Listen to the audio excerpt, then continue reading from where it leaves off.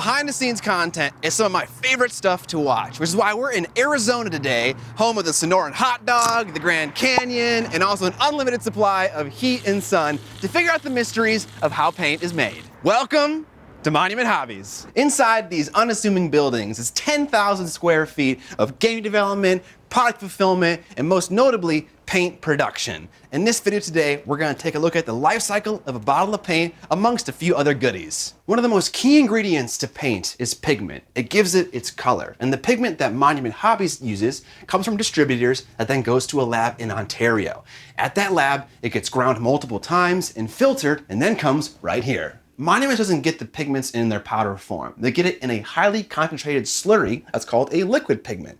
Jason, one of the founders, then uses this stuff to make all the paints in the range. We worry about color first, make the color the way that we want it, and then we'll matte it down and do all the other things. So why some of the paints won't be quite as matte as others, because in order to make sure that we retain the vibrancy and stuff, they might have a little bit less. But we do all that secondary process. A common question that consumers will have about paint ranges is why is there inconsistency in the finish of the paints?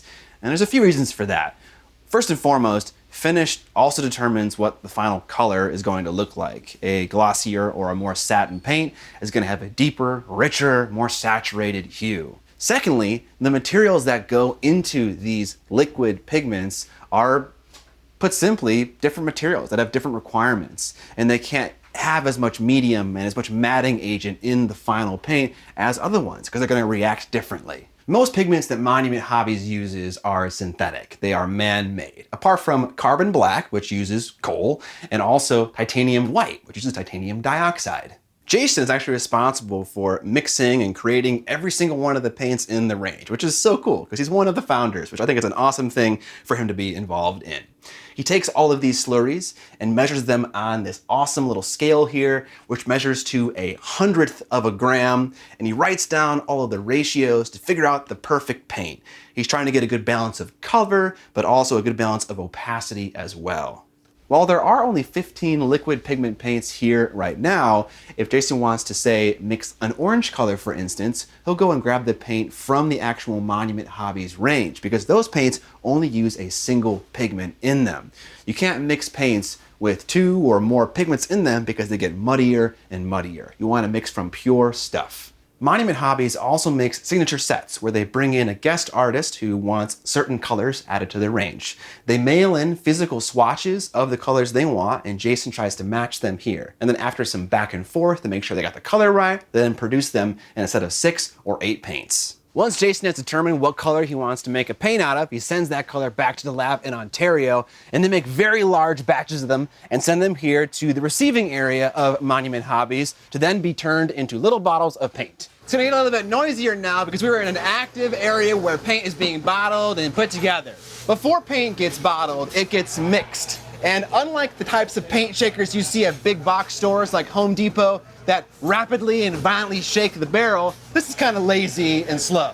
The reason for that is because after about 15 minutes or so, the paint is sufficiently mixed up and ready for bottling, and also the pigment is nice and stable.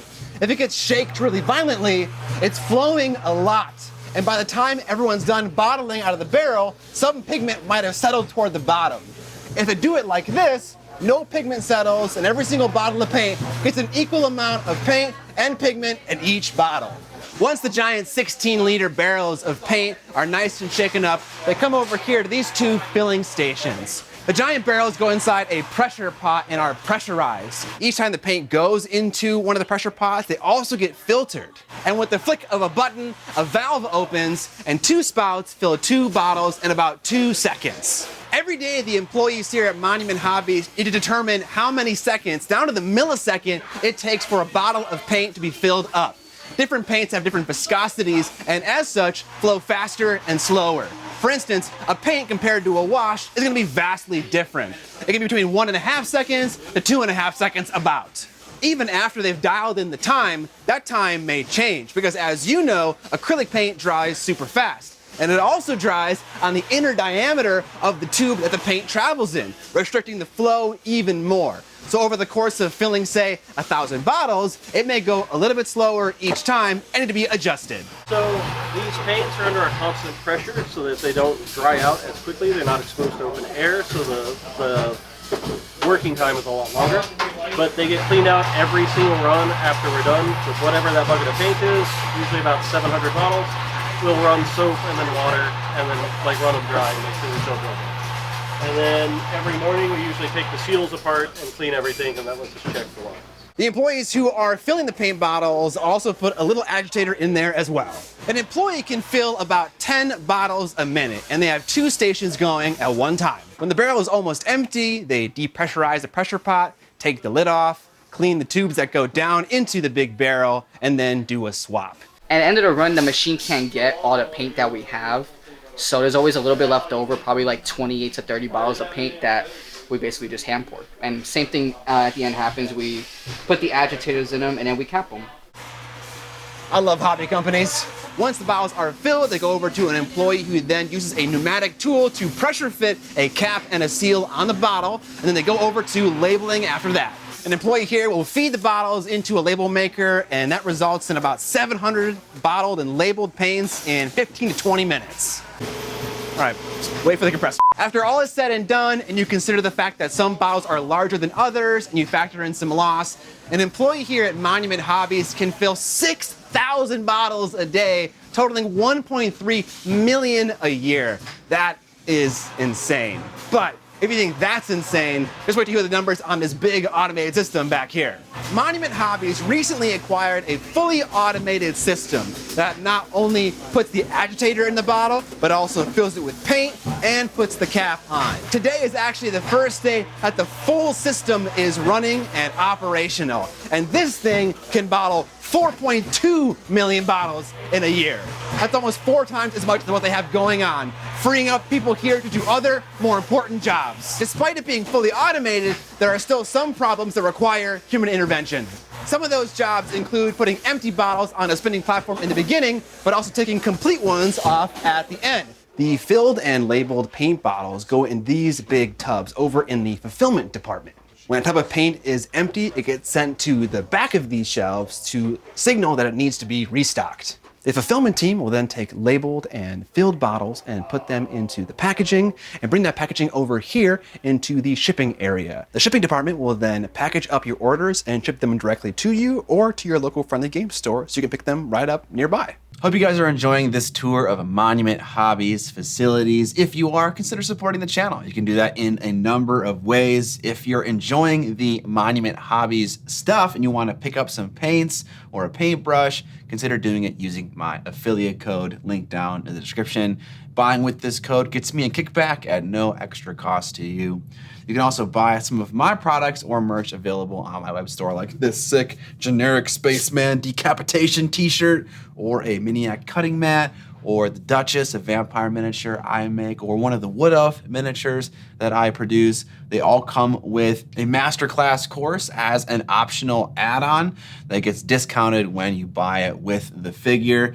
Those courses not only teach you how to paint the box art of the miniature, but also teach you a whole host of skills along with it. They're comprehensive courses, so you shouldn't need to go anywhere other than the course to learn the information you need to know to paint those models in that style. You can also support me on Patreon, which gets you access to my Discord server, as well as behind the scenes posts, credits in videos like this, which you can see happening right now with all these lovely patrons who support what I do, among other things as well.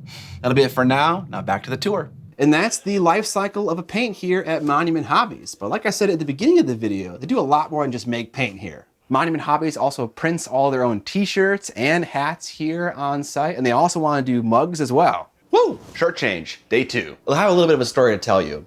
I have a cynical view of a lot of hobby companies, in that I feel like they all just take a product made by someone else and put their badge on it and then sell it, maybe at a higher quantity or whatever it may be. One of the very first times I met Jason Craze, one of the founders, he told me about this brush soap that they make. And he explained this process that Jen, the owner of Monument Hobbies, went through to research brush soap and create her own concoction, and they make it here and they pack it here on site. And that was such a cool thing to me. You know, I didn't think that a lot of companies in this space did that very often with like their other ancillary products like brush soap and other things like that. Sure, people make their own paint, but I didn't think anyone made stuff like this. Monument Hobbies also manufactures their own miniatures, and currently they're doing that through 3D printing with 3 large EPAX 3Ds and 1 big frozen Sonic Mega 8KS. They make a model called a texture trainer, which is kind of like a more forgiving bust. It has the back cut off of it, so you don't have to worry about that kind of stuff, and you can just paint the fun stuff.